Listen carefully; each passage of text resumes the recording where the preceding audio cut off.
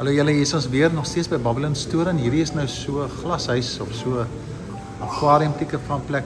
Dan was dit noem hulle dit plante plek, nee. Waar hulle nou plante en dan hulle nou hierdie glasgedeelte rondom en dan kweek hulle allerlei plante en goed hier is 'n spreeu wat 'n rasie agter. Die teks wat ek graag vir julle wil voorhou met betrekking tot die uitsorting van die Heilige Gees in mense se harte wat verander het. Lees ons daar in Romeine 12 vers 13 tot 15 wat gaan oor die gedrag van gelowiges, kinders van die Here. Hy sê help die medegelowiges in hulle nood en lê hulle toe op gasvryheid. Seën julle vervolgers, ja, seën hulle. Moet hulle nie vervloek nie. Wees bly saam met die wat bly is en treur saam met die wat treur. In enige gemeente opset of familie, as mense dink aan ons eie familie wat dalk nie almal kinders van die Here is nie, het 'n mens baie keer die neiging om te praat oor ander mense se foute en dis nou nie geskindery nie.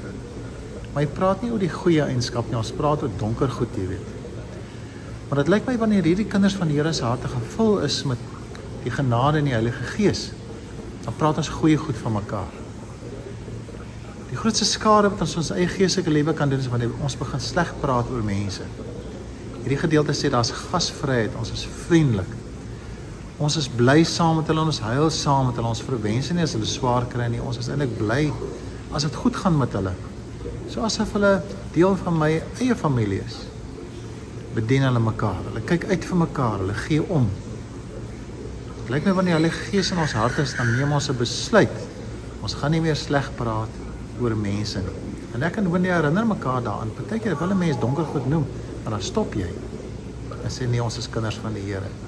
En ons is bly saam met mense, so dit goed gaan met hulle en ons huil saam met hulle, as hulle bietjie swaar kry, huil ons saam met hulle, ons is saam met hulle in al hulle ellende en stryd waarna hulle is. Ek dink dis waar die gemeente gaan en ook wanneer ons geestelike vriende ook het. Ons staan mekaar by, maar veral ook mense met wie ons te doen kry wat God nie ken nie.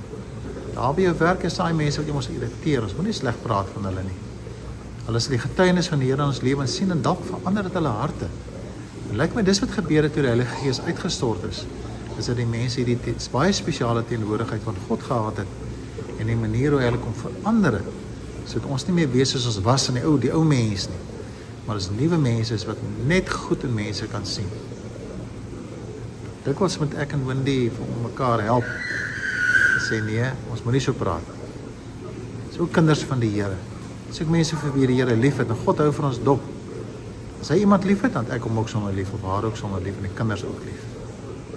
Kom ons bid net saam. Here, dankie vir die mooi riglyn hier in die woord en daar in Romeine 12 wat jy vir ons laat neerskryf het.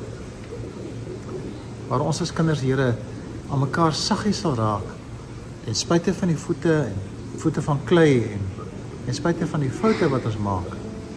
Voordat dit vir ons help dat ons sal besef ons is ook maar familie en ons is lief vir U.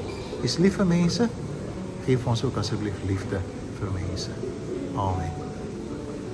As ek dink aan die mooi vrug van die uitsorting van die Heilige Gees in hierdie Pinkstertyd waarin ons nou is, moet hier ons harte verander, ons mekaar bemoedig, dat die wat jy seer het en die wat jy stikkend is, die wat ontsteld is, die wat trauma beleef, sal weet by die kerk sal hulle nooit veroordeel word nie. Maar lyk my so daar by die kinders van die Here kom kry hulle liefde.